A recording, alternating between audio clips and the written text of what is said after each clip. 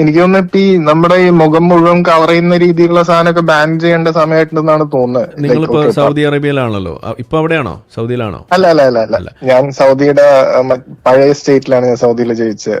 Around ഒരു almost ഒരു 8-10 years ആയി.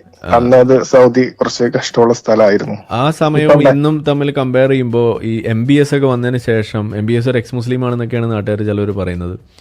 എന്താണ് അതിനെക്കുറിച്ച് പറയാനുള്ളത്? MBS അവിടെ ചെയ്തു കൂട്ടുന്ന ചില കാര്യങ്ങൾ, പ്രധാനപ്പെട്ട ഒരു സാധനം എന്താണ്? ഈ തീവ്ര സലഫികളായിട്ടുള്ള റാഡിക്കലൈസേഷൻ പോലത്തെ ഒരു സംഭവം തന്നെയാണ് അവിടെ നടക്കുന്നത്. അവിടെ ലൈക്ക് ഒരു റിലീജിയസ് പോലീസ് എന്ന് പറഞ്ഞൊരു സിസ്റ്റം ഉണ്ടായിരുന്നു. ബേസിക്കലി നമ്മുടെ 5 നേരത്തെ നിസ്കാരത്തിന്റെ സമയത്ത് ബാങ്ക് വിളിച്ചു കഴിഞ്ഞാൽ എല്ലാ കടകളും കടകൾ അടയ്ക്കണം.